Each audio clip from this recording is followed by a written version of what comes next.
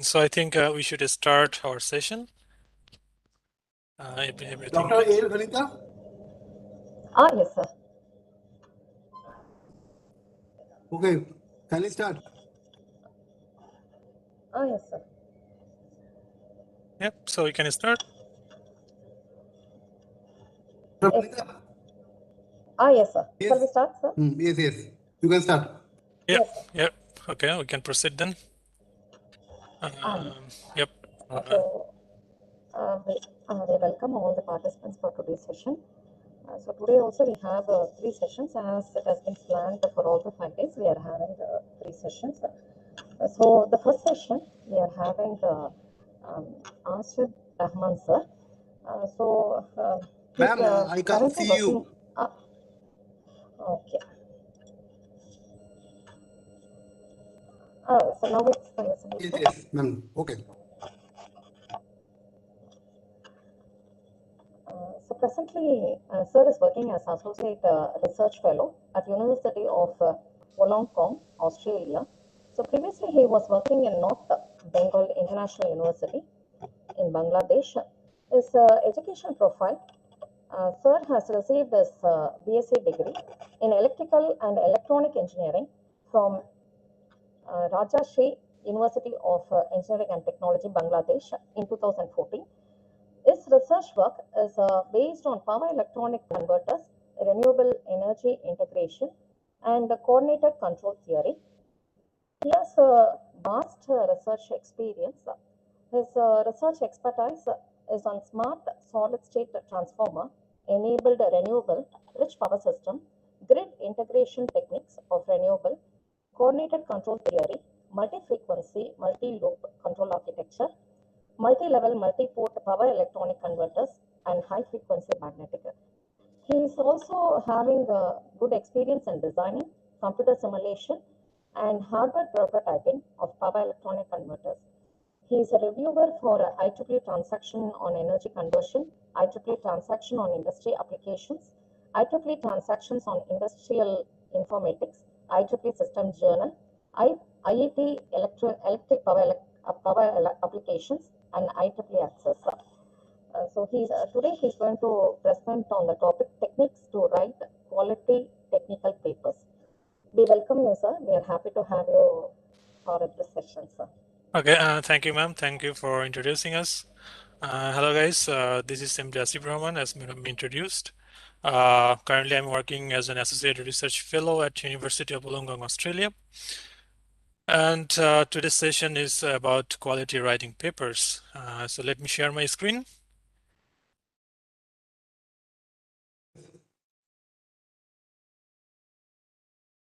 I hope you can see my screen. And also you can, I hope you can hear my voice as well. So, yep. Okay, thank you. Okay, so today's session is on techniques to write quality technical papers. Yep. And it's my privilege to be here, and I would like to welcome all the participants. And this session is about this session, I think would help who are at the early stage of their research career and who have done some quality works and intend to publish their works in peer-reviewed, reputed journals and conferences. And actually, I am into the field of power electronics, power system, and control system. And I usually write papers to publish in IEEE transactions or IEEE journals and IEEE conferences.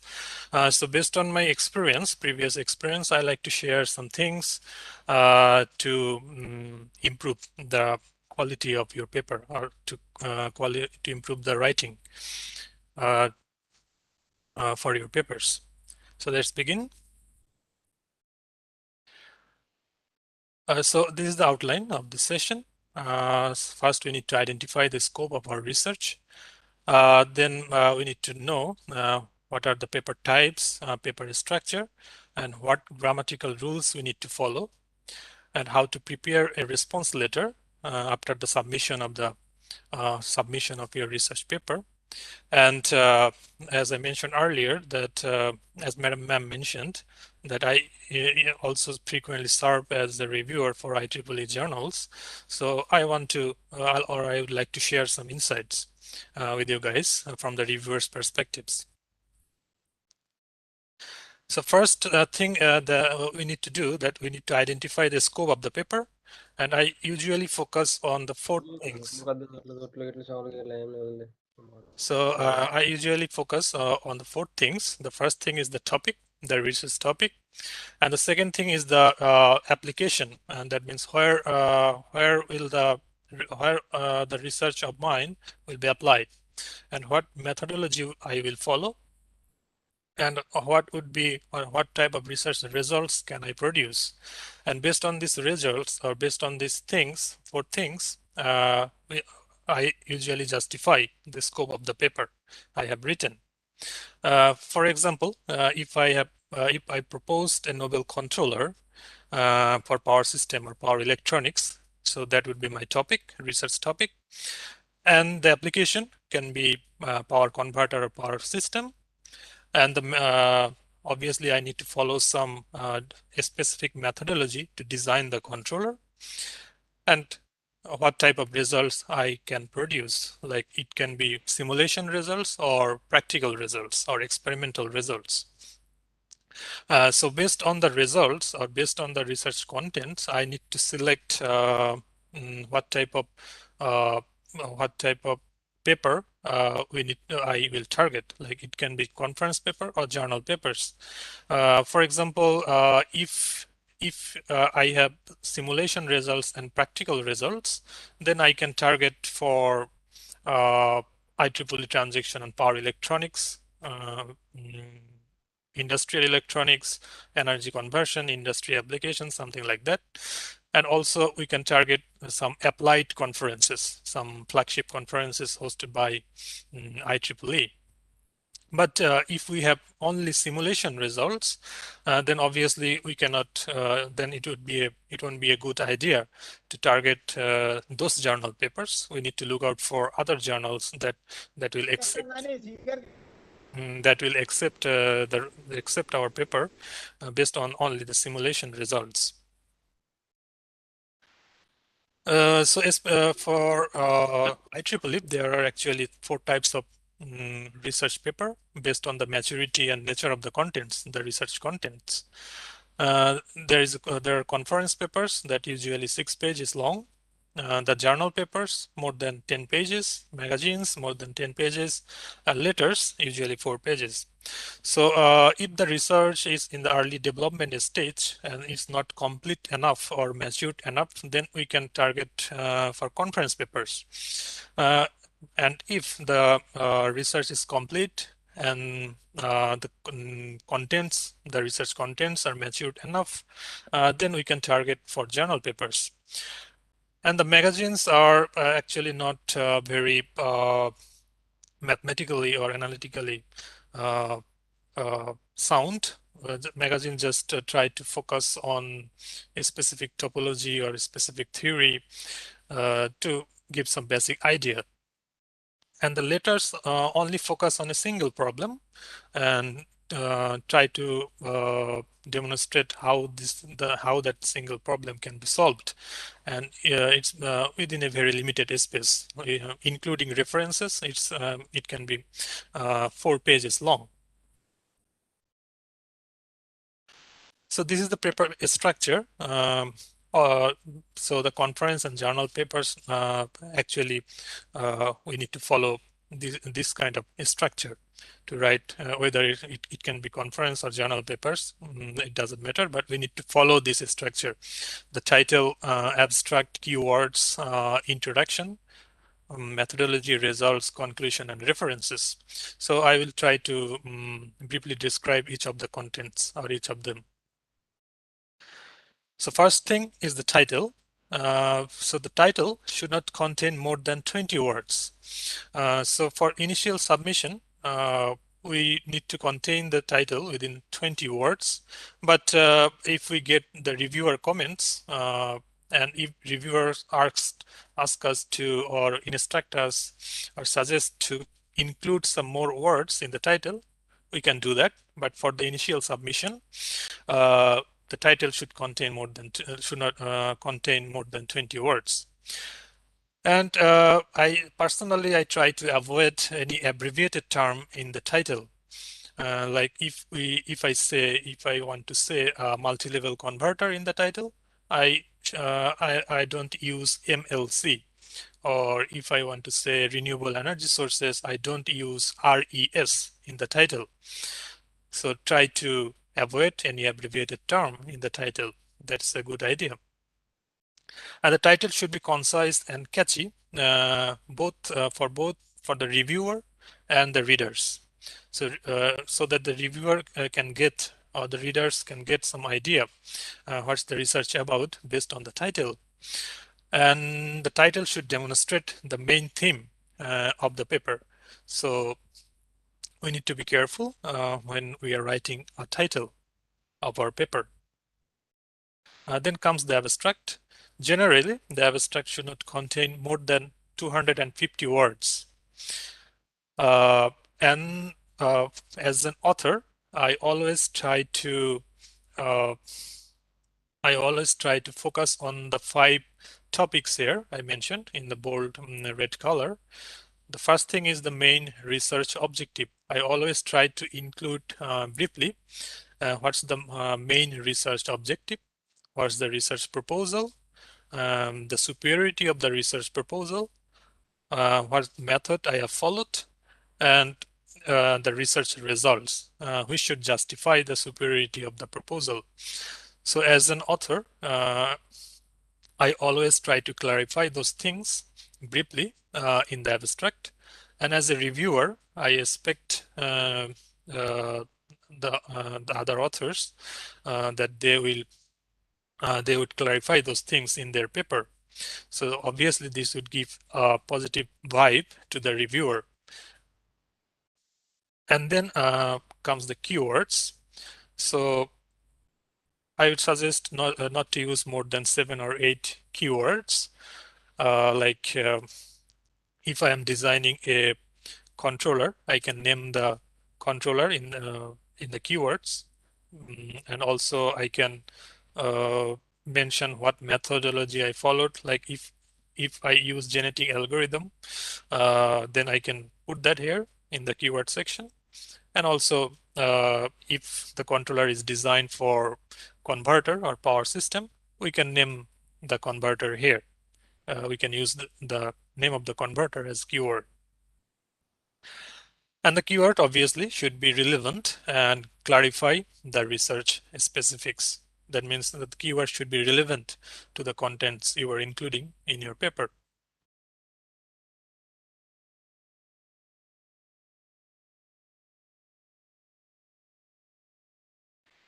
Then comes the most important part of the paper, introduction. So the introduction should clearly present or demonstrate the research gap and the research problem. And it should give a clear view of the current state of the art in the relevant field, the topic you are writing. And it should not be more than 1.5 page long. That means specifically for the IEEE journal papers, for the regular submissions, we usually allowed to submit 8 pages. So we have very limited space to write or to include the existing works. So we need to be careful or attentive to so that with the limited number of citations or limited number of papers, we need to show the state of the art to the readers and also to the reviewer. So citations should be more recent technical papers in the relevant field. So if we are writing papers in 2022, so we should not cite very old paper that's published in 2000 or 2010. So if it's not required, then I suggest not to cite very old papers in the relevant field. And the citations here should not be more than 30. So this is the standard case, usual case. It's not like that if you cite more than 30 papers, your paper will be rejected. That's not the case. But usually what we do, that we should not cite more than 30 papers. Yeah. Can we have any question?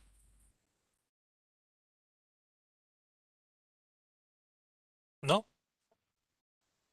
You can ask any questions during this session.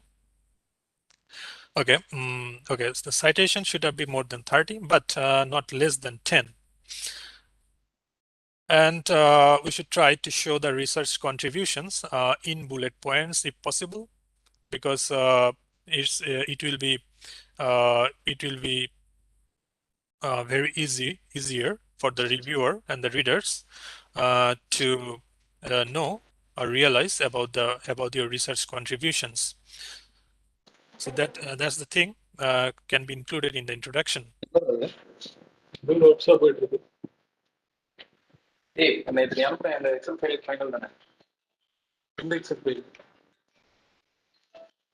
Hello.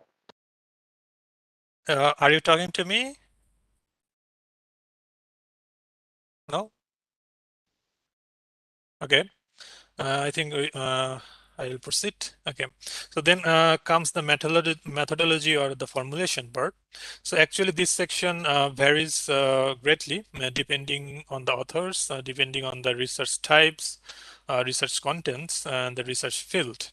But the main theme is we need to describe the proposal, relevant, the topology, the theory, and the proposal. And to describe those things, we can take help. We can derive the theoretical, analytical, and mathematical basis, like establish this analytical and mathematical basis. And also, if we are using any mathematical variable, mathematics or mathematical expressions, obviously we need to define those mathematical variables clearly. And often we use figures, plots, or illustrations to clarify our idea or our proposal or our theory. So be careful. Those illustrations should be crystal clear for the readers and the reviewer, and should convey the idea of the work. And the texts you are using in the figures, that should not be less than 8 pt, because some reviewer can or some readers can print your paper and read. So if the text is less than 8 pt, text size is less than 8 pt, then it might be difficult for the readers and reviewers to understand.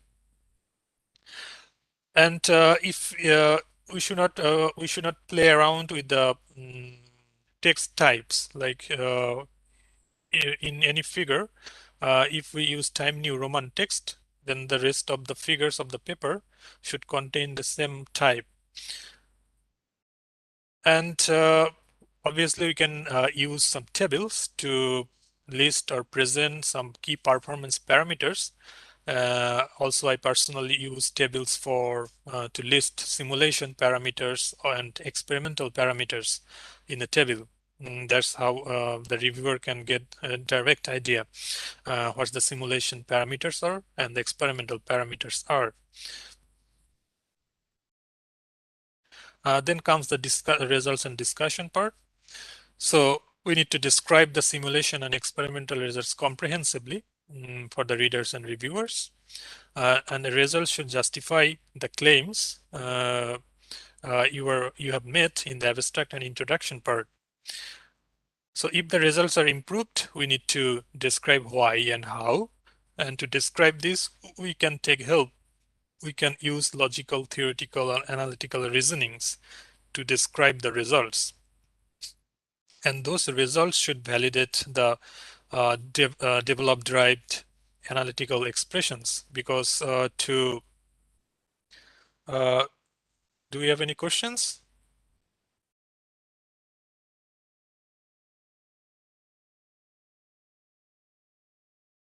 Okay, I will get back to the questions later.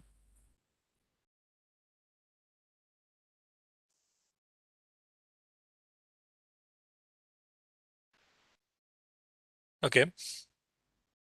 So these are the results and discussions, because sometimes we derive some new equations and we need to validate those equations by showing the results, whether it can be simulation results or practical results.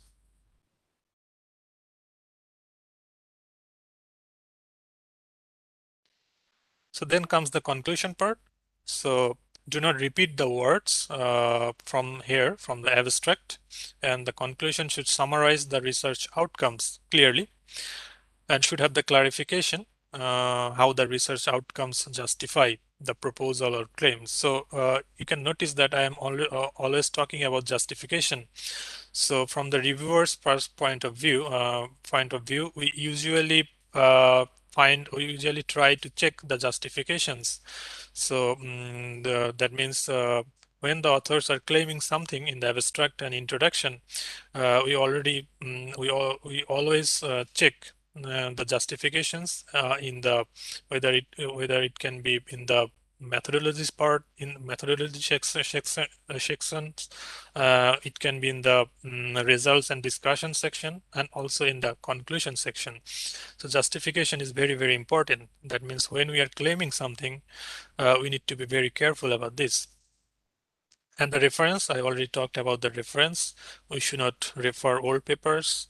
And also, especially when we are using writing journal papers, so we should not be citing more or much reference, number of conference paper. It's not a good idea to cite more conference paper when you are writing journals. If it's not essential, try to avoid that. And the reference section should indicate current state of the art. Yeah, I already mentioned that. So this is the grammar. Actually, uh, we need to learn, or we should try to learn this style of quality technical writing, because it cannot be learned overnight or from a single session. It's a long time process. Well, it's like a marathon. So constantly we should read number of quality papers in the relevant field. And we should not use any unusual or not commonly used words.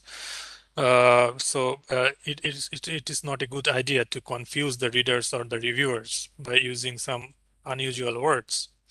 And we need to be very careful about using extreme words like always, never, all, every, etc. So for example, if I say that I have designed a controller which can solve all the power quality problems, so the problem is, by saying that in the paper, actually I am giving opportunity to the reviewers to ask many questions, because power quality problem can happen by voltage sag, soil, harmonics, flickers, distortion, something like that. But in a single paper, we cannot test the controller under all of these things. So better try to avoid those extreme words.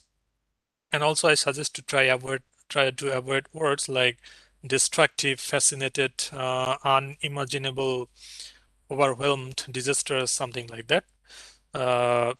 And also you can use therefore instead of so, use however instead of but, etc., etc. Those are the connecting words you can learn.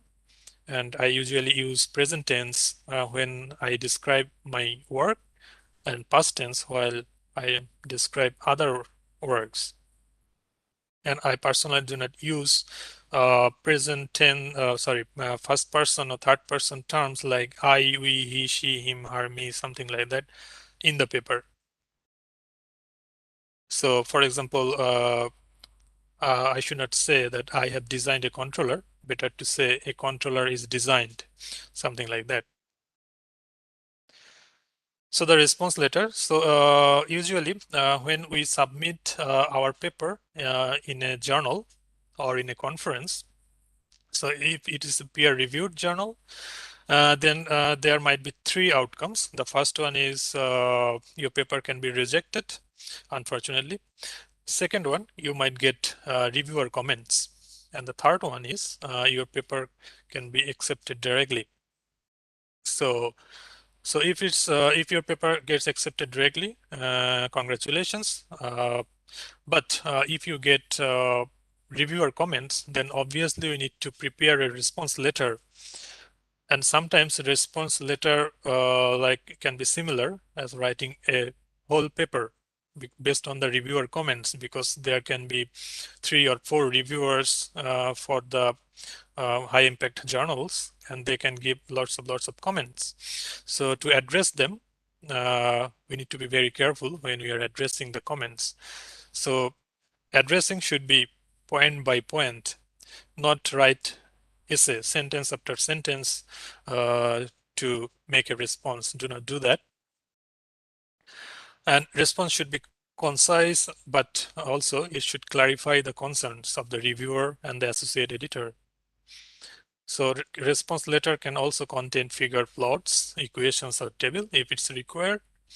And also we need to clearly mention what modifications in the paper you have done. And those modifications should be highlighted in the red and blue color.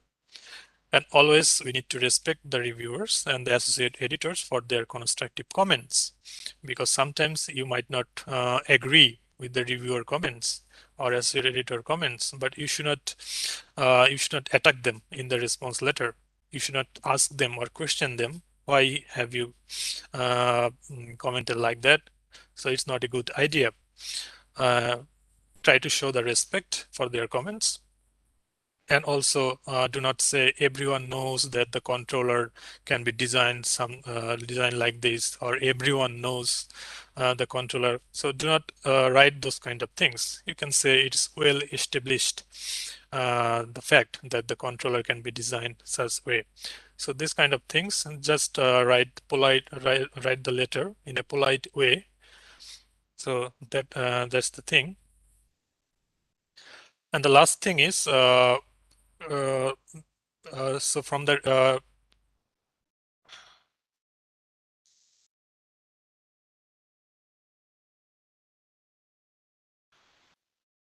okay, so the last thing is from the reviewer's perspective, I can share my style of reviewing. So I believe that when you are writing a paper, so what is happening? Okay, so so my suggestion is when you are writing a paper, try to think like an author and also as a reviewer. So as a reviewer, first I read the title and abstract, because when we get the reviewer invitation, we actually got the opportunity to read the title and the abstract. So from the title and abstract, I usually decide whether I should accept the invitation or not, because I try to understand what is the paper is about and what are the claims. Second, I read the introduction part. After the reviewer acceptation, I read the introduction part. I pay most of the time or utmost attention in this part, because I need to understand what are the research gaps or problems authors have identified and what are the contributions they have made. And then I skim through the previous work of the same authors in the same field, and also the papers cited. So I immediately go to the reference section to actually understand the state of the art, so that I can judge the level of contribution of the authors. And then third, I go to the results and discussion section to check if the justifications are met appropriately or not, like the justifications or the claims met in the abstract and introduction part. The results and discussion section should justify them. And then I read the conclusions to have a summarized view, whether the quality of the contents and the writings are in depth or not, and what is the level of contribution. And then I go through the other sections to make my decision, to make my final decisions. So that's how I actually review, and I suggest the young researchers especially, to think like an author, to think like a reviewer when you are writing something. I think that would greatly help you to write a quality paper.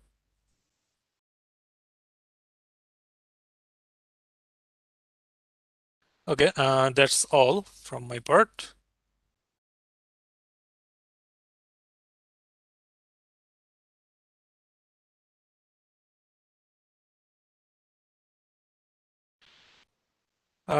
Any questions?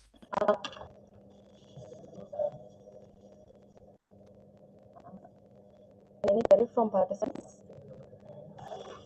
Just I'm trying to figure out something.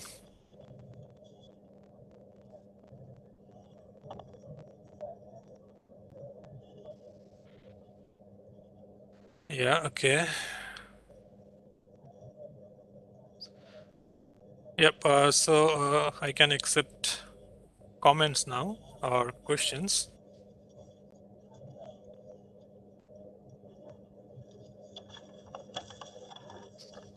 You can write in the chat box as well if you have any questions.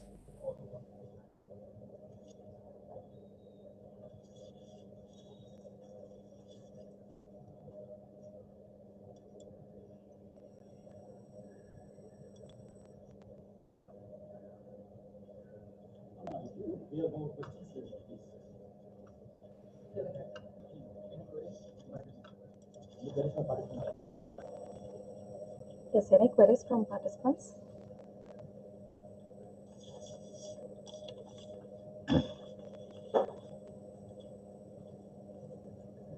Yes, thank you, sir. So it was a very nice session. So we learned the techniques to write quality technical papers, especially under the headings of selecting the scope of the paper, then different paper types, and also paper structure, especially the grammatical things what we have to use, and also reviewers' perspectives. I think definitely the participants would have been benefited to write how to write a quality paper. Thank you very much, sir. So they are Thank you for your excited to have you comments. here. Thank you. I got a comment. Is keywords are same from the title of the paper, or how to select the keywords from the title point of view?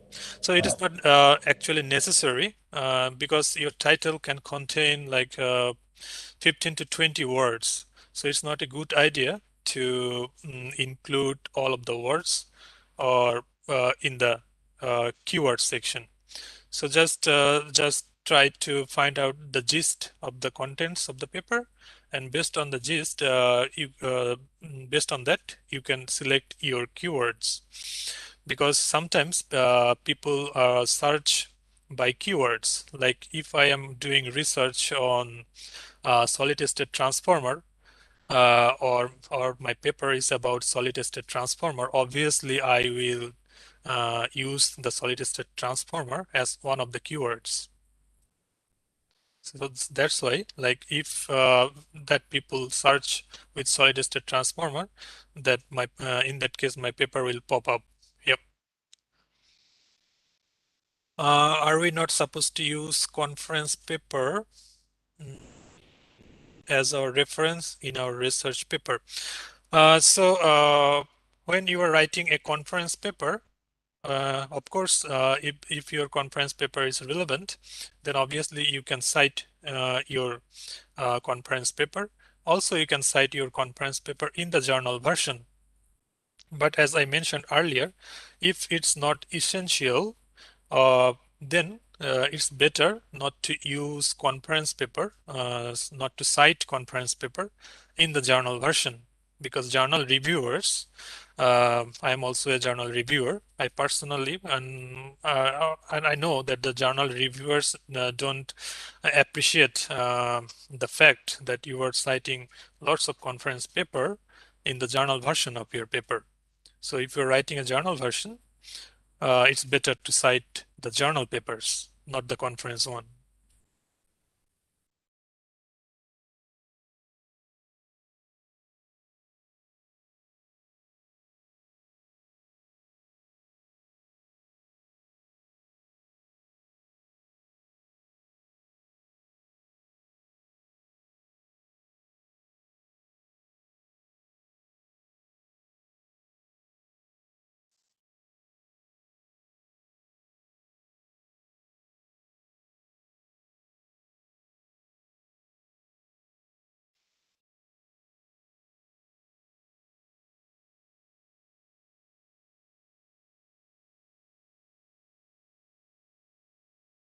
Yeah, you can write your questions in the chat box if you have any, and I am happy to answer.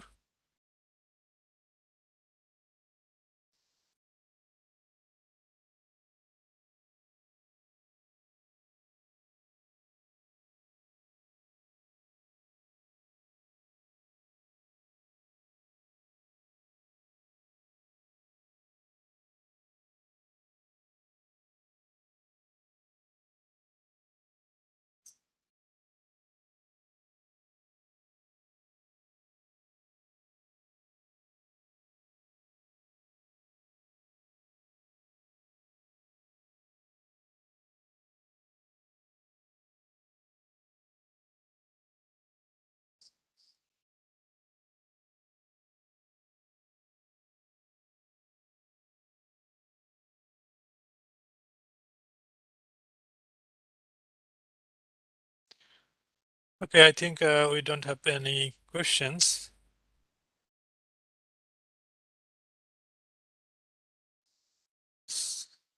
So I think we can finish this session and proceed for the next one.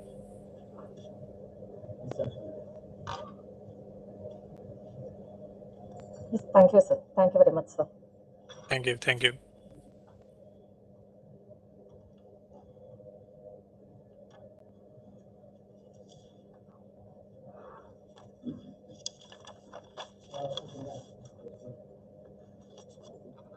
So now we move on to the next session. So the second session. The second session is about plagiarism, copyright, intellectual property rights. So this session speaker is going to be Dr. Mohammed Apal Muhammad. So he is currently working as an associate professor in electrical engineering at Northumbria University, Newcastle. So previously he was working as a senior lecturer in electrical and renewable energy engineering at Deakin University, Australia. He also worked as a lecturer in electrical and electronic engineering at Swinburne University of Technology, and he was a research fellow at the University of Melbourne and also a research fellow at the University of New South Wales. About his education, he received his PhD in electrical engineering with the Best Thesis Award from the University of New South Wales, Australia, in December 2012. He obtained his bachelor degree in electrical engineering from RUET in 2008 with the University Gold Medal.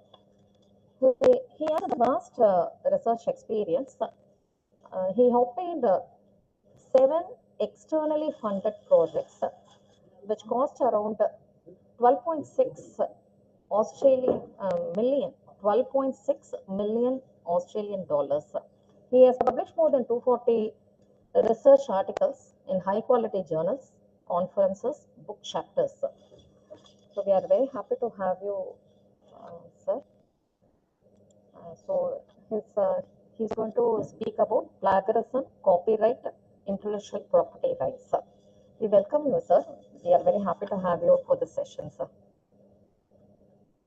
Thanks, Vanita. Yeah, thank you very much. And am I audible?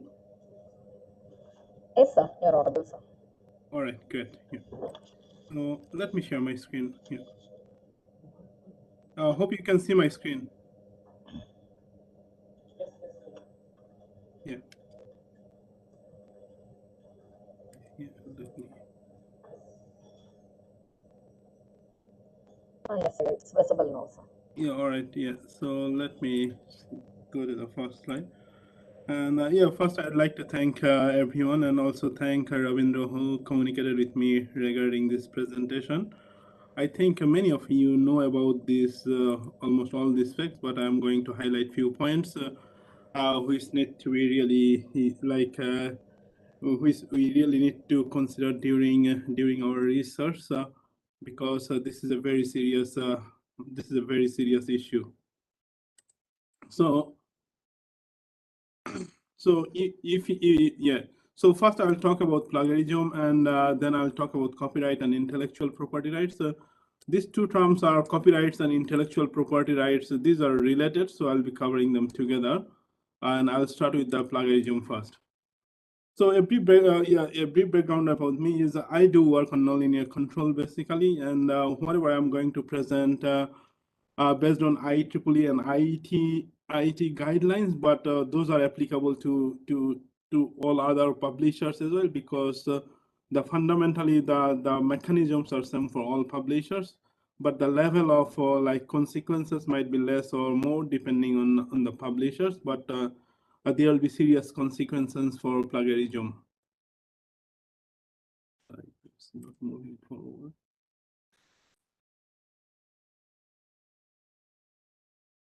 I don't know how to move forward. It's not moving forward the slide here. Let me see, because oh, sorry. I think the screen has frozen. I don't know why.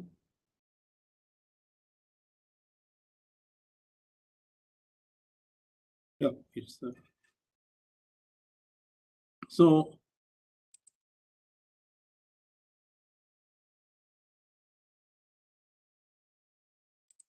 Let me cancel.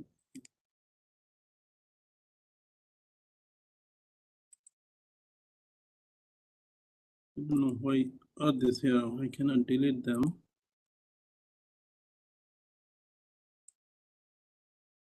Sorry, I never use this. Please stop sharing and then again share. It is okay. All right. So I'll do that here. Sorry, I never use this WebEX before. We usually use nowadays. We use mostly. Let me. stop. Then Okay, I'll cancel it better.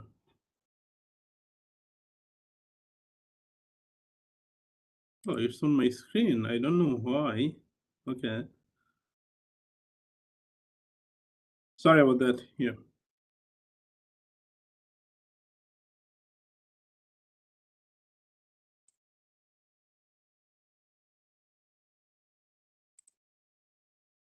So better, I'll use just PowerPoint, your pointer. Yeah, that's better.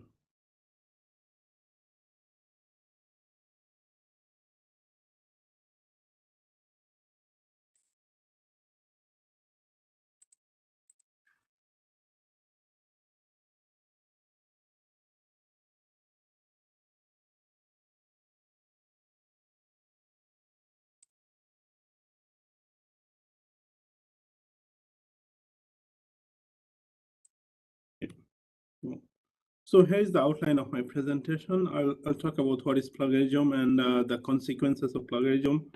Then I'll be talking about copyright and how to handle the copyright and intellectual property rights.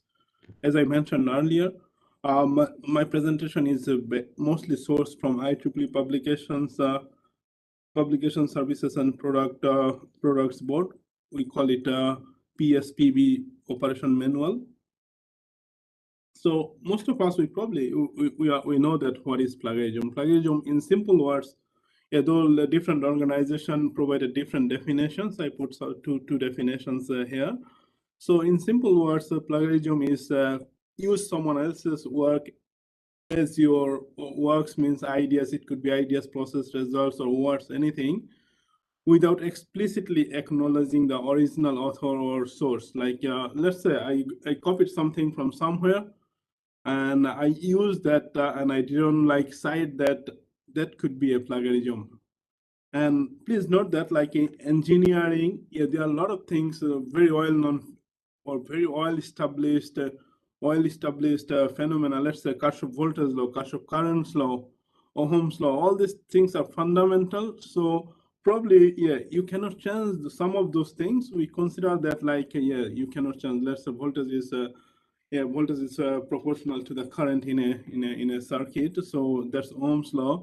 So we cannot change the wording, but that is fine. But when you copy a portion or a part or idea, and you are claiming that that is plagiarism, and plagiarism in any form is unacceptable, and there are serious serious consequence of plagiarism, and I'll show you the different level of plagiarism and what could be the consequences of this plagiarism. So, and in simple word, if I summarize again, plagiarism is just copying someone else's works or idea and claiming as its own work.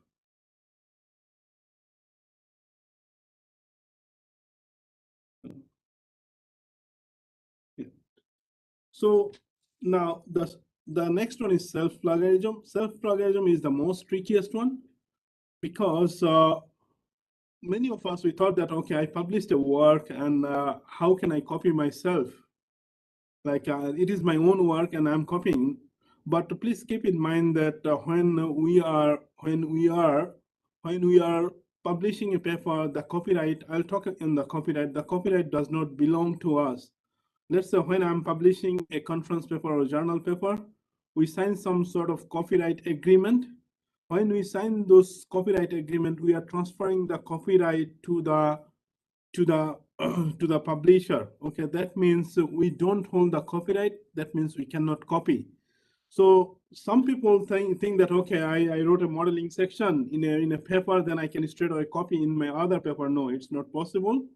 And if you can definitely, yeah, the modeling might not change in a paper. Let's say modeling section or some mathematical part might not change, but it should not be the same, exactly same as compared to other papers. If that is the case, like it will be a self-plagiarism and it will be a potential misconduct. So you need to be very careful.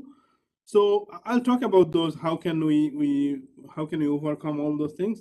But yes, we need to be very, very careful that we are not self-plagiarized. Even it is our own work. It is a kind of plagiarism, and there are consequences, but the consequences might not be as much as serious as compared to the plagiarism. Yeah. So we need to be aware of it, and it is sometimes unavoidable. It is sometimes unavoidable to avoid plagiarism of our own work, because let's say I've been working on control area over the last 12 years. So when I write a paper, by default, the similarity index goes like more than 30% by default sometimes. Though we don't look at previously published paper, but when you continuously working on a particular area, you cannot avoid that. But in that case, you need to explicitly state that in the cover letter when you are submitting to a journal. You need to write that explicitly in the cover letter that this is the case. We have been working in this area for a while, and this is the evolutionary work based on our previous work. You need to make it very clear in the cover letter so that the editorial board knows about it. Okay, this is what happened. But if it is below 30%, I'll come back to that point. Yeah, if it is below to a certain level, you might not need to have that stated in the cover letter, but it is always good to have that declaration to be on the safe side. Now I'll talk about the level of plagiarism. So as per IEEE, there are 5 levels of plagiarism. Level 1 is the most serious one. Level 1, if I just read it or summarize it, uncredited verbatim, that means you copy it, someone else's work, major portion of someone else's work, usually greater than 50%, either for one paper or more than one paper collectively, it is more than 50%. Then we tell it like this is as per IEEE, we tell it level 1 plagiarism. And I'll show you the consequences, what could be the consequences for different levels. Level 2 is somewhere between 20 to 50%. If you are copying, that is uncredited. Please note that first 3 or 4 levels are related to uncredited. So if you copy between 20 to 50%, that will be a level 2. But in terms of like consequences, I will show you there are not much differences between level 1 to even level 3. You might have similar consequences. Level 3 is less than 20%, but you copied some paragraphs, you copied some some figures or you copied some results, then it will create level 3, but you didn't provide any credit to the original author. Level 4 is you didn't copy exactly, but you did a paraphrasing. You did improper paraphrasing, and you didn't reference. Let's say sometimes we try to paraphrase some of the previously published authors' work and we don't put references. Still, we need to put references. If we are paraphrasing something from another paper or any information from others' work, we need to put references. And sometimes we put references and we copy a portion or major portion of the paper without clear delineation. So what happened, like we don't put quotes. Okay, if you can copy a paragraph or something like that, in that case you need to put quotes, like you need to put inverted commas, so you need to put quotes. So these are 5 levels of plagiarism. Let's look at the consequences of different levels. If you look at level 1, so you will have a publication of a notice of violation in IEEE, or violation of IEEE principles in IEEE electronic database, as a part of the IEEE bibliographic record. People cannot see it, but if you look at the second one, they will put it in the IEEE publication where the publication is published. They will put a violation notice, okay, in the specific paper. So, and also you will be prohibited from publications in all IEEE copyrighted publications for 3 to 5 years. And yeah, that is minimum 3 years, maximum it could go up to 5 years depending on the level of the plagiarism. So, and also what will happen, IEEE will immediately reject all of your submitted paper or papers currently under review. And they will put you IEEE prohibited author list, they call it PAL. But unfortunately, you will see a lot of, if you have got access to PAL, like if you are organizing conferences, or if you are involved with journal editorial board, IEEE journal editorial board, you will see that like a lot of co-authors are in the PAL from probably in some subcontinent region, like even from I'm sorry to say, but even from India, you will see a lot of authors are in the PAL list, prohibited author list. Probably India has got the highest number of prohibited author list. So what will happen? Yeah, I'll show you the process later on, how they deal the plagiarism process. So the corrective actions that IEEE want is the offending individuals, that means the co-author of the paper, they need to prepare and submit an apology to the authors and editors. And IEEE will publish that apology letter.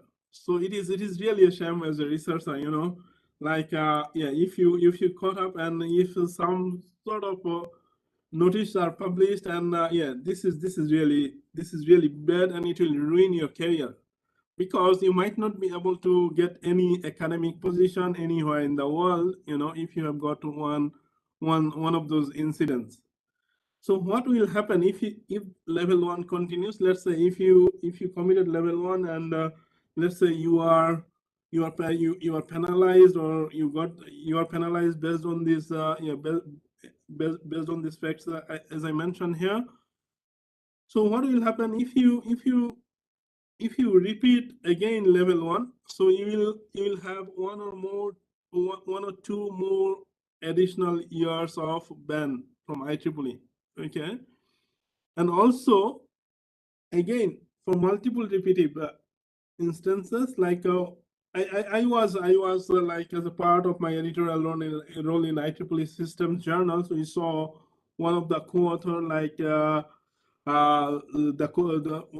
submitted the paper fully from another previously published journal, IEEE journals.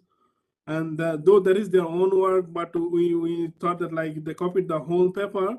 So it was a level 1 misconduct, and like the ban for 5 years. Then we saw that another paper, they have got the same thing. So we just banned him lifetime for IEEE. Okay, so this is the IEEE publication board consider it very seriously. Please keep that in mind. So let's look at level 2. The penalty is more or less same, but only the difference, if you can see, it was 3 to 5 years there, but here it is 1 to 3 years. Okay, depending on the level. Again, the all other consequences are mostly similar. Just the time is a bit less, 1 to 3 years. It was 3 to 5 years. So level 3, yeah, if you plagiarize at level 3, which is less than 20% or something like that, but you copied some key ideas, so it is a bit less severe, but you know, it's still like you will be banned for 1 or 2 years, depending on the level of plagiarism. So, and also you will be suspended for all publications, all publications, and all of your paper will be returned, and you need to submit an apology letter. If you don't submit, yeah, so what will happen? Yeah, the consequences could be even severe. So level 4, usually if you commit level 4, you can be banned for 1 year. Okay, for repeated, yeah, if you repeat those, yeah, that will be more severe actually. So level 5 and level 4 has got more or less same. Yeah, level 3, 4, 5 is quite less severe, I should say. Level 1 and 2 are very, very severe. But we don't encourage any sort, as I said at the beginning, we don't encourage any sort of plagiarism. So here the consequences is similar to level 4. Now, how do we handle the plagiarism process? Like if someone is plagiarized, I copied it from IEEE PSPB manual. Yeah. So if someone is plagiarized, like the original authors, usually they submit a complaint, or even like if the editorial board knows that there is a plagiarism, or the reviewer, anyone, it doesn't need to come from author of the original paper. If you see that, like if someone plagiarized, you can complain it to either IPR office or editor of the journal. Okay, anywhere, like either IPR office or editor of the journal, then what will happen, editor, even if you complain to editor, they will contact with IPR office. Even if you contact to IPR office, make a complaint to IPR office, they will contact to editor, and they will together form an ad hoc committee. Yeah, the ad hoc committee will submit a report to editor. Okay, the editor will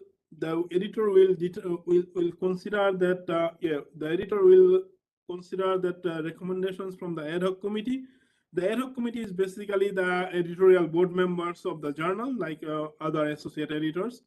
So what will happen? Then the editor will send the decision to publication office. So the publication office will put that recommendation to the PSPB chair, and the chair of the publication will communicate to the authors. And in between, like the editor will also communicate with authors. You know, will communicate with authors and ask for clarification. Usually, it's not that like we don't ask author to provide the clarifications. We ask them to provide the clarifications. You know, so this is the way it is handled, and it is really a painful process, I can tell you, because I handle 2-3 instances. Sometimes if the author don't respond, we write to the vice chancellor, sometimes vice chancellor of the university. We write to the we write to the departmental head, you know. So that means yeah, it is better if you let's say you committed something. Yeah, anyone can make mistakes, particularly young researchers. They are not aware of many things. If you commit something like that, you must need to respond to the editor immediately. My suggestions is, otherwise it could be the worst, even, you know, even it could be very worst. Yes. So now the acceptable level of plagiarism or similarity. There is no defined acceptable limit, I can tell you. Even 1% or less than 1% may constitute a potential misconduct. Though IEEE said that like it is up to 30%, 30% similarity, but 30% not the concept. You know, you have to be very careful. Like even 1% could be a serious. Let's say you use the main idea of the paper, and you did not refer that paper. Let's say I work on a control theory. Use the same control theory in another paper. That's absolutely fine. But you need to give credit to my original paper. Otherwise it will be a kind of plagiarism, because the idea is originated from another paper. So you need to give credit to that paper original idea. Otherwise you will commit. And similarity and plagiarisms are quite different. Similarity, yes, so similarity creates plagiarism. Yeah, but sometimes we say 30% because we cannot avoid, as I said, in the modeling or definition of the symbol, you cannot change the definition of the symbol. V is voltage, you cannot write something else. I is current, you cannot change something. You cannot write current in a different way. We don't write current as the rate of change of so that is very unusual practice. And you cannot copy exactly, though IEEE conferences, I know some IEEE conferences like they encourage to submit the extended paper, the extended version, but in that case you need to explicitly mention that this paper is the extended version of the previously published paper, the conference paper. And usually what we do, like we put a footnote, like the preliminary version of this paper was published in, let's say IEEE XYZ conference. And and this has been cited in the paper as reference, and we put the reference number. It has to be very, very clear, because sometimes, in IEEE, when you are publishing from IEEE to IEEE, you might not need copyright. But because IEEE holds the copyright of the original one and you are submitting to the IEEE, but it's still like, plagiarism, but that might create plagiarism if you copy line by line. And I strongly discourage my students or postdocs to copy exactly. Even we publish a conference before, we are submitting the extended version to a journal. I strongly discourage, and usually I try to keep it within 30%. We write a completely new paper. Let's say the same concept, we extended the concept, but we write a completely new papers. So not exactly the same conference paper. We just add few results and submit it to the journal. No. And also probably Ashif in my in the previous presentation he mentioned about it. Yeah. So you need to cite it, like if there is the extended version of the conference, you need to cite it. And also you need to keep in mind that if the similarity index is more than 30%, automatically the publication administrator receives an email alert. And also the email alert goes to the IPR office, Intellectual Property Right Office. That means that you will be scrutinized if it is above 30%. That's why it is better, if you write a journal paper based on the extension of a conference paper, it is better that you explicitly mention it. You explicitly mention it to avoid any sort of confusion or any sort of potential misconduct. You explicitly mention it in the paper, in the cover letter, everywhere you mention it. Now, how can you resolve these plagiarism issues? Like when you write a paper, like how can you avoid this? Definitely the first and foremost things is careful referencing. You need to reference this very, very careful, You need to do the referencing very careful. Sometimes we just put the reference for the sake of referencing. We never read through the paper, just we put the references. Even I saw that like many people decided my papers, but they did not carefully disseminate what information they got from my papers. That is not a proper referencing. Okay, we need to. I got a question. Can someone read it, because it just appeared and then disappeared? So I don't know how to get that. Let me see the question. So the question is, it is a good practice to first check my level of plagiarism before publication. If yes, what good plagiarism tools would you recommend? Yeah, I have put it here. Yeah, definitely. It is a good practice. Yeah, personally, I don't submit a paper. Even I write it by myself. I don't submit a paper. I don't submit a paper without doing the similarity check. I'm coming to that point. Careful referencing is one of the first point, and the second point is, let's say you wrote a conference paper. Sometimes what do? We open that conference paper, we try editing on that. Please avoid that. Start a new doc file or LaTeX file, whatever you are using. Start a new doc or LaTeX file, then start writing on it. This is the way you can avoid plagiarism. You can avoid similarities. But if you start editing the conference version, opening the previous conference version or previous version, you will have huge level of similarities. And before you submit the paper, you should check the similarity, by using some tools. I have mentioned it here, like I typically use Authenticate, Crosscheck. They're basically same, but it comes up with different names. Sometimes conference basically they use Crosscheck, and now in some journals they use the name Authenticate. Though the brand name are different, but they're basically same. Turnitin is also same, but the checking, if you check with Turnitin, the problem is, let's say your university has got a Turnitin, if you check the university, it saves into the server, university server. So if you submit after checking with the Turnitin, if you submit it to a paper, and if the conference, if you submit it to a conference or journal, if the journal editor or conference organizer check the similarity, it shows 100% similarity. Let's say you are from X university. It has 100% similarity with the submitted document to the X university, because it was saved to the server, So that's why Turnitin saved that to the server, but Crosscheck and Authenticate, these tools, they don't save your paper to the server. Whenever you check your paper, you will get new results, new scores. But that doesn't happen with that doesn't happen with Turnitin. So I strongly recommend you to use Authenticate and Crosscheck. I hope that answers your question.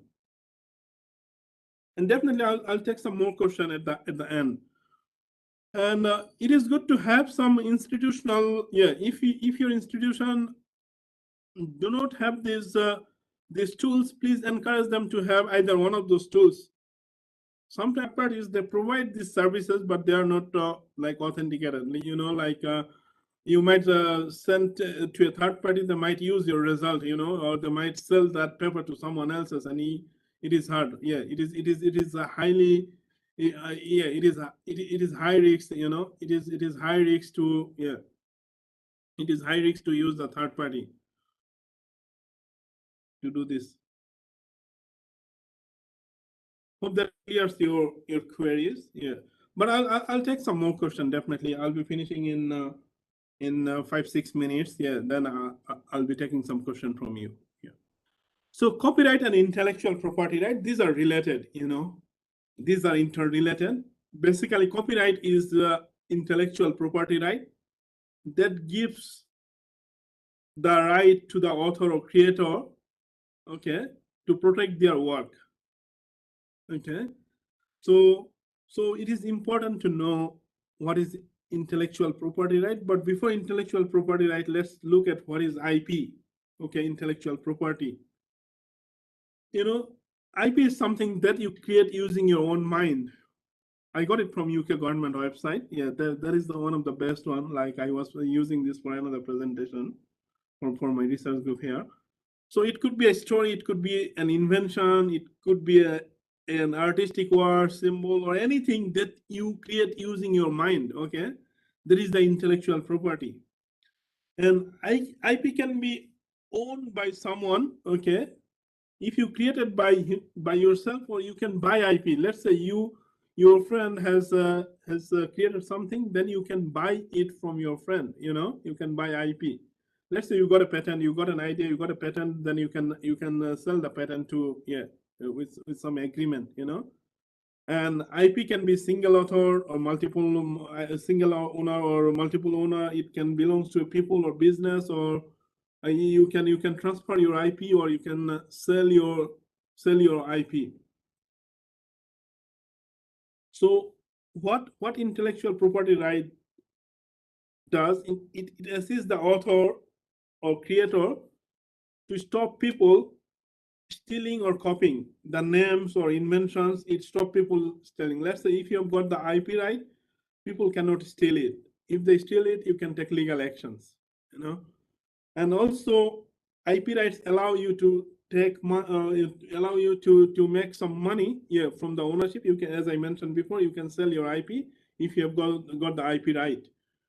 So if you, yeah, you will not own the, please keep in mind that sometimes we are like, when we work as a postdoc, let's say our postdocs particularly, they think that it is their work. When they come and start doing the work, they think that it is their work and they have the IP, they have the right, you know. No, it is not their, yeah, it is, they cannot own the IP. Let's say when I work for a research organization, I'm paid for it to do that work. I don't own the IP because I'm getting paid for it, you know. The organization will own the IP. That means the IP, yeah, let's say postdoc sometimes they claim that, oh, it is my work. No, it is not your work. Yeah, if someone doesn't give co-authorship for that, for project that you are working as a postdoc, you cannot claim anything, but that doesn't happen in the research world. Yeah, sometimes some postdocs, they think that, okay, there is their work and they should be like keeping the IP. No, it is the funding organization, because when you get a fund, you need to make an agreement with the funding. Let's say I got, I'm working in some projects, like the industry will own the IP because they're funding the project. They're spending a lot of money. They will own the IP. Even not the university will own the IP, you know. So it depends based on the agreement between, yeah, let's say if I got some money from the university, they don't care about the IP. In that case, the postdoc can claim that, okay, that is my IP, okay. So if, unless there are some agreement, if there are some agreement, like you cannot claim the IP. And also copyright ownership, you know, like when it is a big question, like who owns the copyright? Publisher or author? Definitely publisher, unless it is open access. If it is traditional, you can yeah, if it is traditional, we transfer the copyright to the publisher and the publishers own the copyright. I told you at the beginning. And if it is purely open access, then authors own the copyright, you know. And currently you saw that like there is a trend in publishing open access, and also particularly in Europe, all European funding organization, like they pay for it, yeah, they pay for it as a part of the project budget to publish it in the open access, because they think that there should not be any boundary for the knowledge. But unless it is purely open access, you cannot. And now I told you, yeah, like usually you will own the copyright. I told you for all unpublished work, unless there is some agreed contract, as I mentioned before, funding agreement. And so, sorry, it is somehow copied from previous one. And what I really try to focus here, the Creative Commons license, CC license, that it is a kind of purely open access, but with Creative Commons license, that means as an author, you are allowing others to use your work. Okay, as long as you are correctly attributed. When you have that, when you have Creative Commons, like let's say for example, nowadays a lot of people, they are publishing with MDPI and few others, they've got Creative Commons. That means when you are publishing with them, that means you are licensing them to use other people to use your work. Okay, that means other people can use your work. So this is what I covered there. So let me go quickly because I want to show you really something. So copyright permission of own work, like sometimes we publish something in a journal, then we want to include in your thesis. Do we need a copyright permission or not? Yes, you need a copyright permission because you transfer the copyright to others. Some publishers, let's say for example, IEEE, they said that you don't need to write a copyright, you don't need to get a copyright permission, but you need to provide a statement at the beginning of the chapter. Okay, but it is always good to have the copyright permission of your previously published materials. Okay, even if you want to publish to a new journal, you are copying a figure exactly the same, unless you are drawing it in a different way. You are exactly copying the same figure. You need the copyright permission. Or you can, if you are publishing in the same publisher, you need to explicitly put a citation for that figure.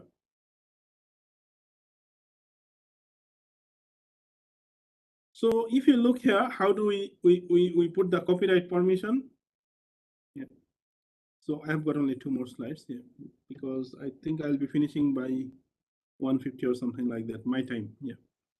So what do we do? Like, we need to have copyright permission. Like, let's say this is one of the chapter from one of my students' thesis. She wrote chapter 3 based on these 2 papers. So before this chapter 3, what we did, we put the copyright permission. We just get the copyright permission from the publisher. This is from one of the IEEE paper, and this is from one of the Elsevier paper. So what we did, like we took the copyright permission and we just pasted that before starting the chapter. Then also, if you look at the first page of the chapter, we put that copyright declaration, copyright statement. If you look, we put that copyright statement, though this is, all these 2 papers are our own paper. So it is always good to put the copyright statement so that you don't breach it, you know. Like, yeah, if you took the copyright, we took the copyright to use in thesis and we want to use whole. That means you can copy it exactly in your thesis. You don't need to edit it. Otherwise, yeah, what will happen? Some universities, they do similarity checks and they say that, okay, you need to completely rewrite that. But when you take the copyright permission, you don't need to completely rewrite that part, you know. So you will be safe from that side. So, but you need to make sure that you are putting that copyright, you are putting the copyright permission in the thesis, and also you are clearly stating, as I showed you here, you are clearly stating this way. These statements are available in the publisher's side. Now the question is, how do we take the copyright permission? So these are 2 links, like Copyright Marketplace. If you go to Copyright Marketplace, let me show you.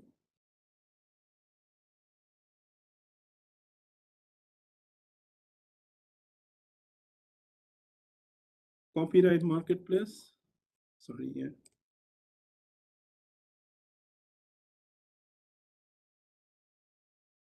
This is important. That's why I will not take a lot of time here. If probably you know it. If you know it, it's fine. So if you look Copyright Marketplace, the page is coming up here.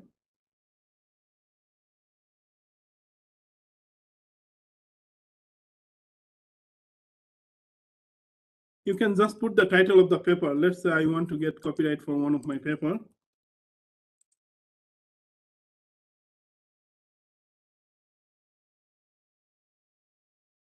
Sorry, it is a bit slow. I'm using my personal computer.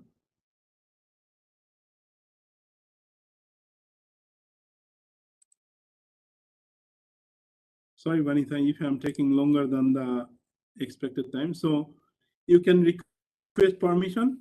I just search the paper, it comes, I can request the permission. Then you can follow the step, you know, like you can follow the step and like for what you want that permission, you know, you can follow the step. You can click next. So let's say publication. So where you want to use it, academic course material or whatever. Let's say publications I want to use. Where do we want to use? Let's say in another publication or academic or not for profit. Then you can go next. So you can select, let's say, publish in a book, thesis. Yeah. So if you want to publish in a thesis, so you can select all those whatever pairs or entire documents or whatever, you know. So you can select it. You can fill that forms and you can do it. Or you can do it other way. You can request it from the publisher site as well. If you don't want to go to the Copyright Marketplace, you can take the permission by going to the publisher site. Let's say this is from IEEE. So if you go to IEEE Explore,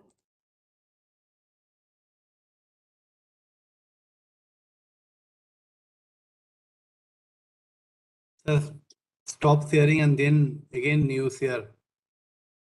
sorry. Sir, stop sharing and then again you share. Then only you can see. Oh, you cannot see it. Okay, sorry. Yeah. All right. Yeah. Sorry about that. Yeah. I thought that you can see it here. Sorry. Let me share it.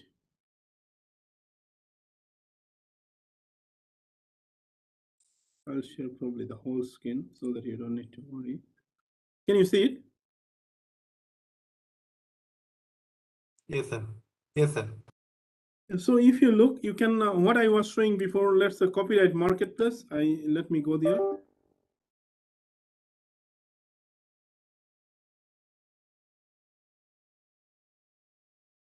One of the thing is copyright marketplace.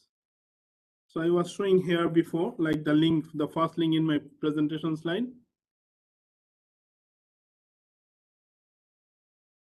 You missed it probably. You can just copy and paste the paper. Let's say I want to search one of my paper and I want to get the copyright permission. You can click on request permission. Then you can follow the step there where you want to use it. You can follow up. Or you can go to the publication site. Let's say this is the publication site, IEEE Explore. This is the publication site. You can, if you click on this copyright icon, see here, request permission for reuse, that will take you there, the same site. This is another way to do it. All publisher has got this. If you go to the publisher links, all publisher has got this C copyright icon, So you can make selection where you want to use. Let's say I want to use it in a thesis. Probably they will say that you don't need to. Yeah, IEEE does not require individuals working on a thesis to obtain formal reuse license. However, you may print out this statement. So this is the statement that this is the statement, Yeah, so this is the statement that I was showing you before. So this is one way, and this is another way you can get the same link from there, or even for the Elsevier paper. Let me show you one Elsevier paper from Science Direct. They've got the same link. So I'll be finishing just after this here. So if you go to rights and get right and content, so if you click that, that will take again that copyright clearance site. This is the copyright marketplace, Yeah, so it is coming and you can select where you want to use it.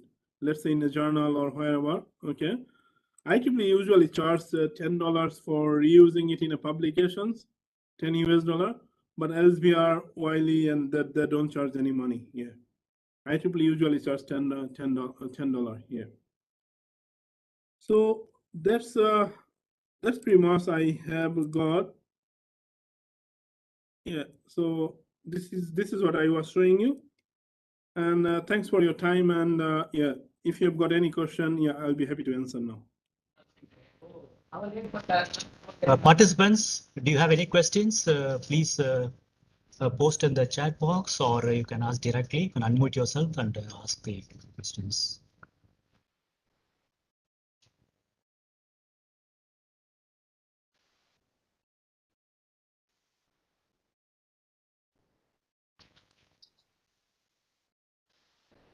Prakash sir, I already assigned 1-2 question to sir, and sir already answered that.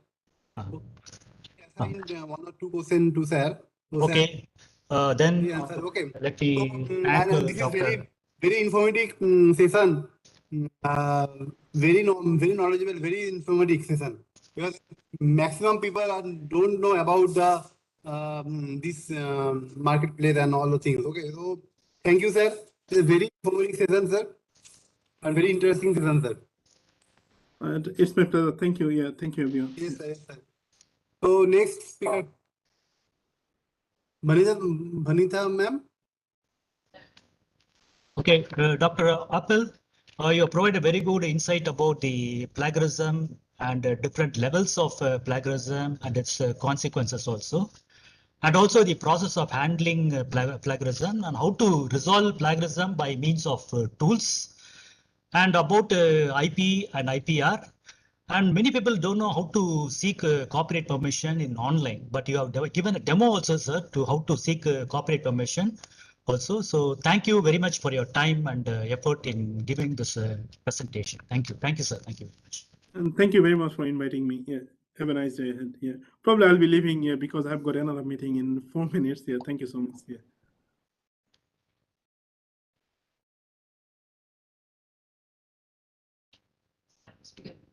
So can I invite the next speaker? Yes, sir. Yes, sir. Okay. Video on பண்ணுமா? Video on பண்ணுமா? அப்படியே.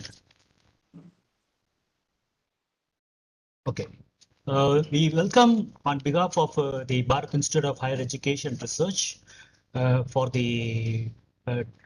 Professor Daniele Pelusi from University of Termo, Italy. He is working currently as associate professor with the Faculty of Communication. Sir, we can see you. Okay. So Okay. Okay. Okay.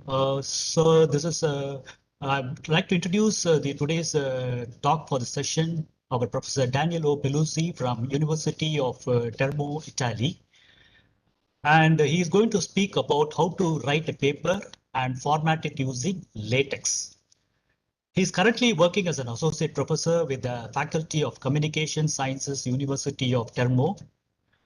He has got education from Daniele Pelusi member IEEE, received his PhD degree in computational astrophysics from the University of Termo, Italy in the year 2006. And about his research experience, he is associate editor of IEEE Transactions on Emerging Topics in Computational Intelligence, IEEE Access, International Journal of Machine Learning and Cybernetics. He is also a guest editor for many reputed journals, program member, a keynote speaker of many international conferences, and also editorial board member for many journals. He's also a reviewer of many reputed journals such as IEEE Transactions on Fuzzy Systems and IEEE Transactions on Neural Networks and Machine Learning. His current research interest includes fuzzy logic, neural networks, information theory, and evolutionary algorithms. So we welcome you, sir, to give us the talk about how to write a paper and format it using LaTeX. Over to you, sir. Over to you, sir. Thanks for your invitation. Now I share my screen.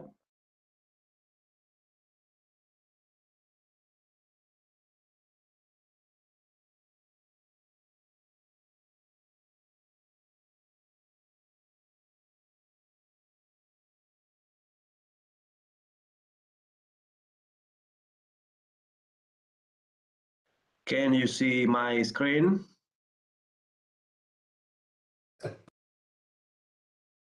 Okay. It's okay. My presentation will illustrate how to write a paper and format it using LaTeX. In particular, moment. Okay. In particular, this presentation will touch upon on how to choose a research topic and to analyze the paper framework, how to define the contents of paper sections, and finally, how to write the paper by using a particular programming markup language as LaTeX. First of all, we have to consider when we approach a research, we have to consider a particular topic, a hot topic, which is of our interest. Subsequently, it's very important to study literature about this hot topic and to search an open problem or many open problems about the topic to study. Another step is to think novel methodology to address the problem. And the aim of the research will be the design of a suitable algorithm which have the capability to solve the problem, provide many high performances and very low, if possible, computational complexity. But the choice of topic is very important because we have to consider a research path, and we have to follow this path to address our approach. This approach has to be a novel approach and must contains very novelties, in particular when we consider a new challenge. We have to consider new contributions to improve the methodologies, to improve the approach, but to improve, obviously, the final results. The question is how to investigate to choose a hot topic. It's very important to consider the interest of this topic for many researchers, and to consider how much application numbers there are about the problem, the quantity and the quality of works, of papers in literature, and in particular, it's very important to start from survey papers. Survey articles aims to summarize the evolution of a theory, concept, or technique. And it's very important because summarize the topic. It is a good starting point from which we consider the other steps. And in the other steps, into these other steps, we have to consider a specific open problem. And it's very important to consider open problems because there are many different approaches which we have to apply to solve these open problems. Generally, we have two ways to solve problems, in particular optimization problems. Optimization problems which are very important for many applications. In particular, we have the possibility to design general algorithms which can tested on benchmark functions or instances, or design specific algorithms for specific applications. For example, engineering application or medical applications. Generally, we have two kinds of algorithms. The base algorithms and revised algorithms. For example, base algorithms are algorithms based on a particular theory, whereas revised algorithms are revised version of base algorithms improved for a specific into a specific steps. It's very important to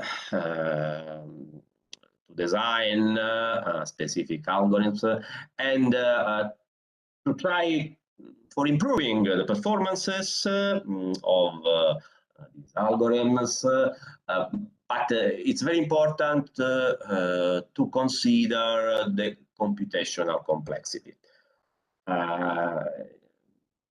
Once designed our algorithm, it's very important to test it on benchmark functions or instances, and also on engineering applications. It's very important when once we have designed specific algorithms to choose specific or suitable comparison algorithms, because when we compare our approach with other ones, it's very important to consider the states of these algorithms and the parameters of both algorithms. When we write a paper, we have to consider the choice of the competitor algorithms, because these algorithms must be clearly comparable. Moreover, it's very important to compare our approach, our design algorithm with the recent approach, with the recent algorithms. How to write the paper, but generally we can consider the following sections into paper. We have the introduction section of preliminaries. The core of our paper is the proposed model, the proposed algorithm, the proposed approach. Therefore, we have a section that contains the experimental results and discussion, and the final section must contain the conclusions of our work, of our approach. Now we analyze the introduction section. Generally, the introduction section should contain a description of research topic and why we approach this specific topic. In particular, we have to reference to the literature with the many references to papers, recent papers, possibly published on relative high impactor journals. Moreover, it's very important to underline the scope, the aim of research, and underline the main contribution of the proposed approach, because it's very important in the introduction section. We'll illustrate the proper contributions because they must contain the novelty degree of our approach. Moreover, it's important to the end of introduction section introduce a brief description of sections, section 1, section 2, and so on. In the section, in the preliminary section, it's very important to consider the background chronology. In other terms, the concept of topic for preliminary chronology, because it's very important to describe the problem to approach with similar mathematical formulation, mathematical format, which will be used after in the next section for describing the proposed algorithm, the proposed approach. It's very important to consider a strict mathematical formulation because in this way the paper, the contents of paper will be more readably, because it's with a very strict mathematical formulation. We have to consider a good reading of the paper. The core of our approach is contained in the proposed model section, where we have to add the motivation of our research. In particular, we focus on the improvement of previous approaches.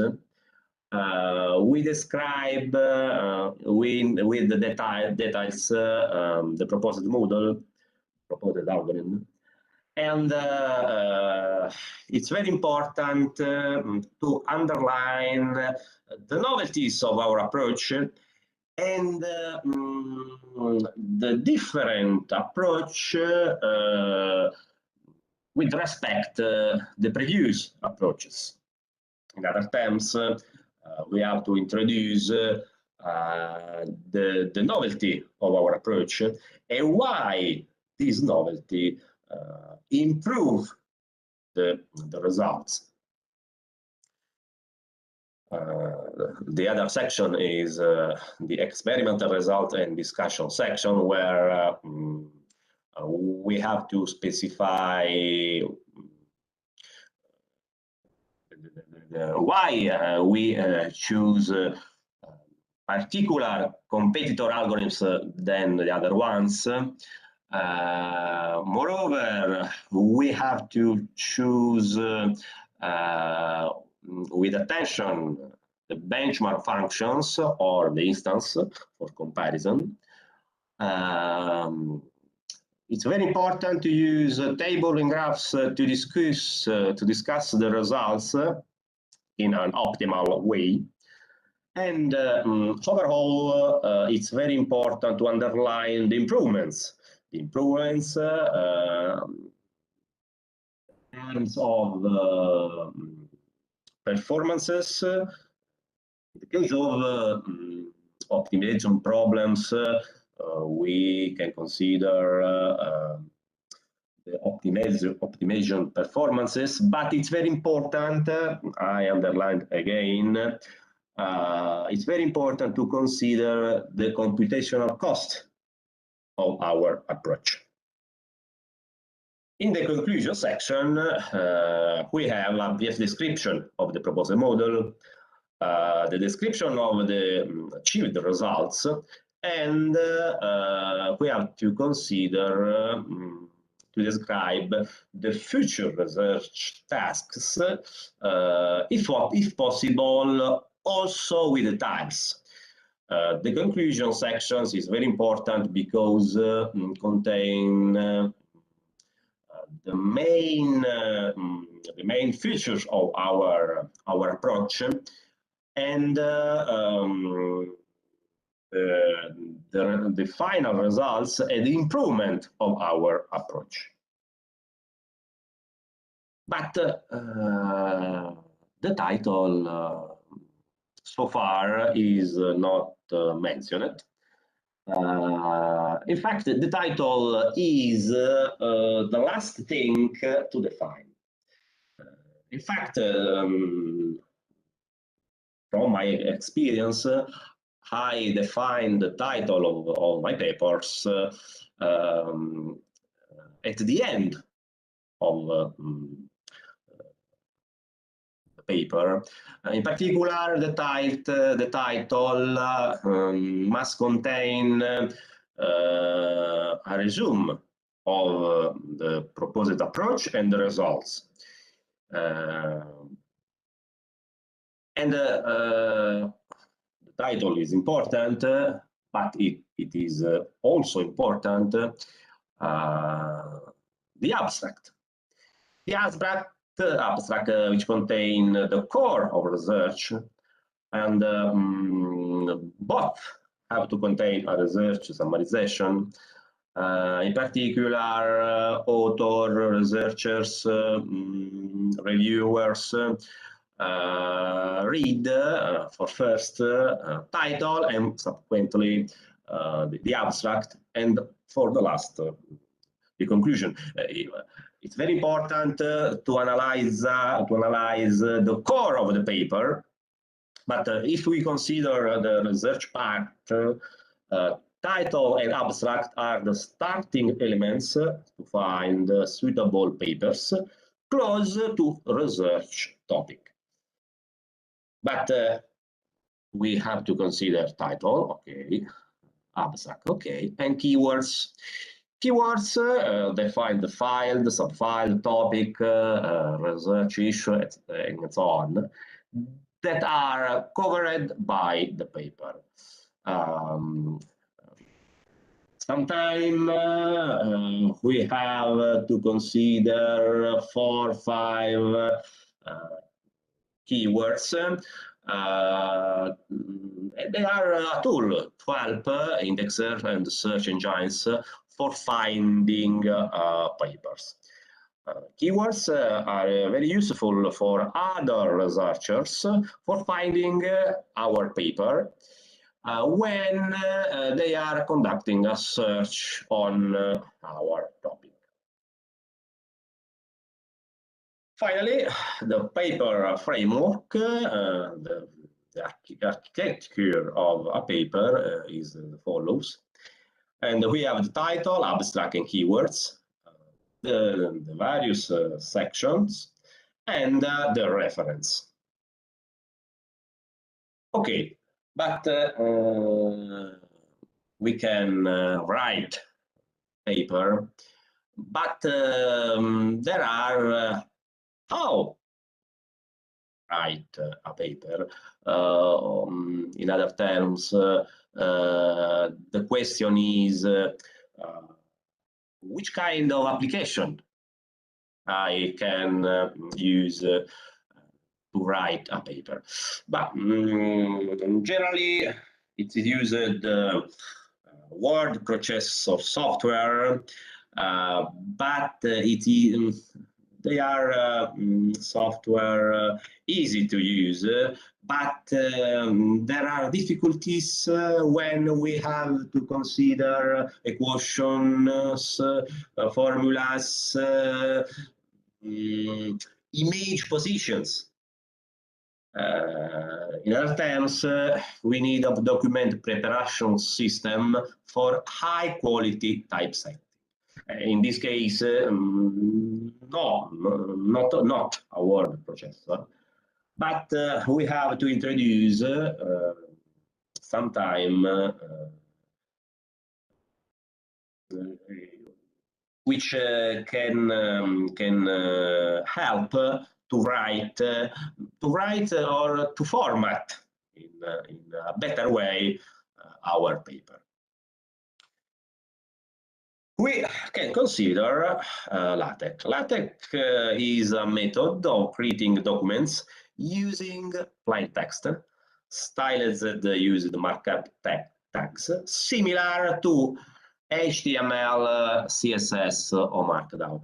LaTeX is not a programming language, is a markup language. it's very important to use this kind of language because using this language, we are able to set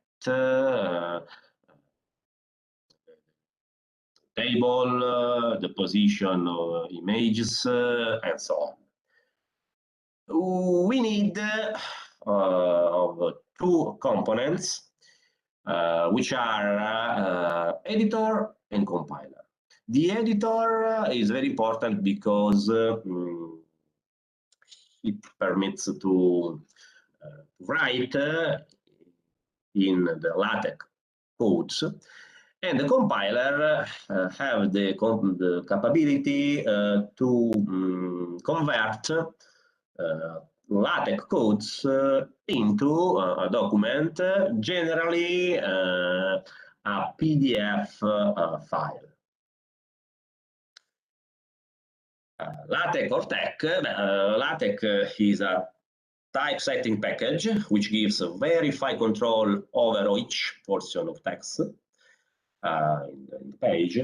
LaTeX is a TeX macro package. Now we consider the main elements of language. In particular, we have to consider some different editor. Among various editor, we can consider TextWorks.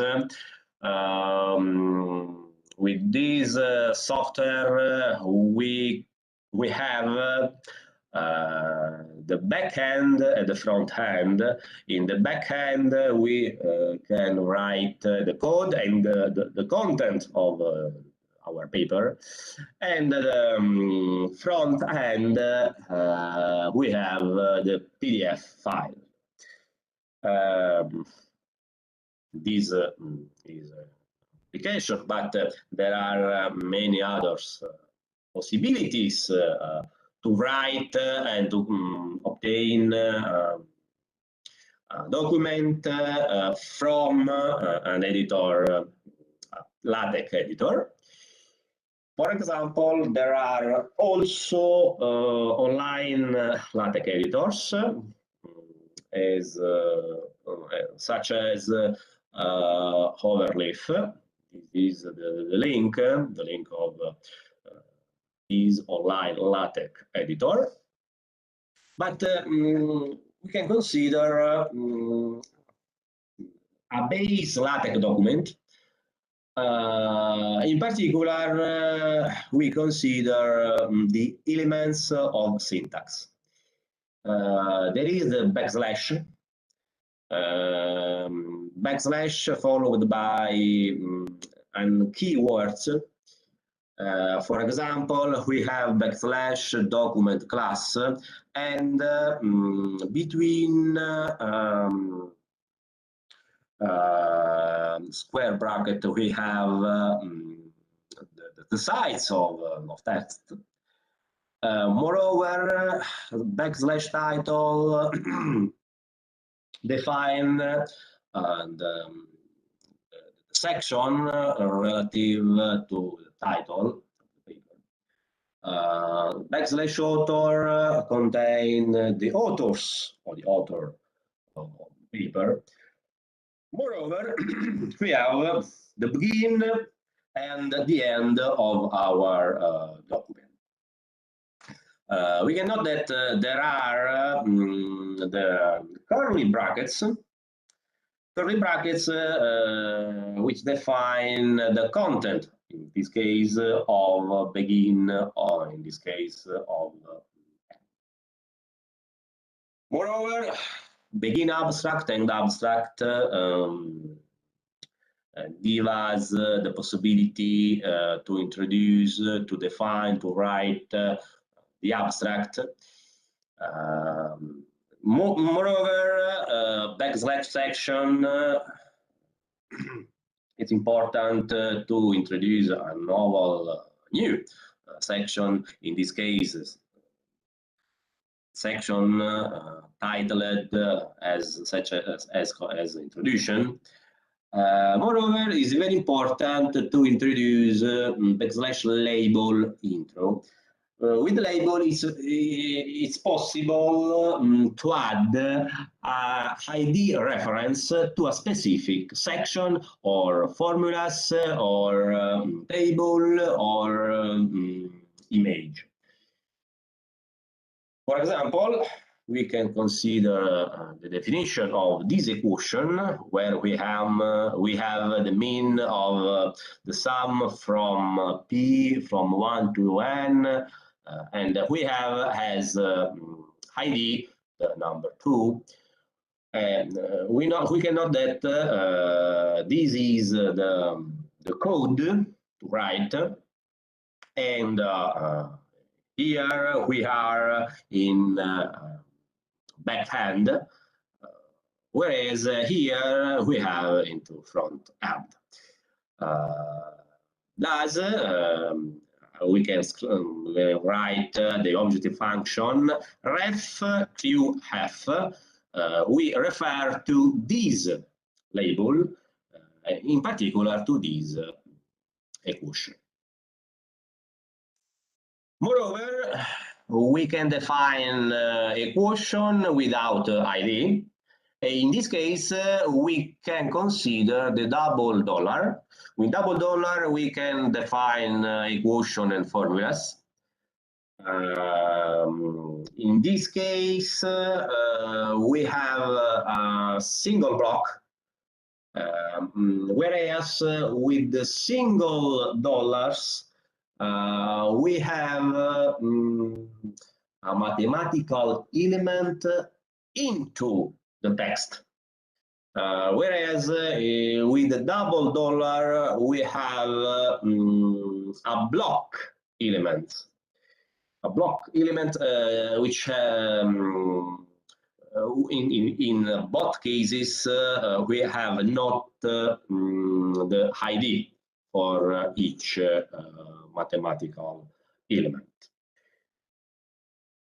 Well, what are the main syntax elements? The main syntax elements are the backslash followed by keywords, the curly brackets with the values among them, the percent symbol for comments if we have to, we want to comment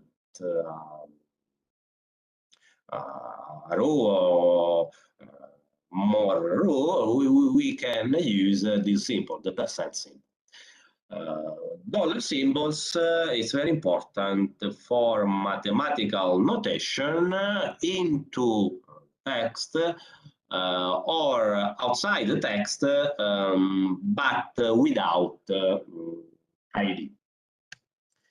In conclusion, this presentation illustrated the main research strategies, the steps for writing a paper, and some comments, some remarks on LaTeX markup language to assure a suitable formatting of our paper. Thanks for your attention, and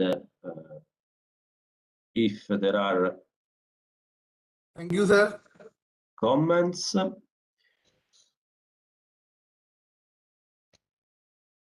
So, any questions from audience, please? Okay, sir. Okay, Danilo. Just one question, Danilo. See? Yes. Yeah. How to draw figures using LaTeX?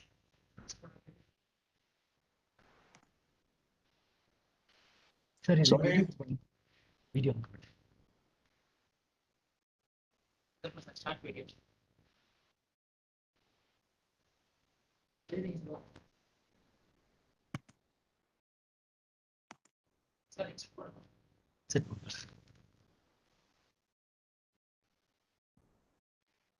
Enter. Okay. Oh, it's okay. Excuse me, sorry.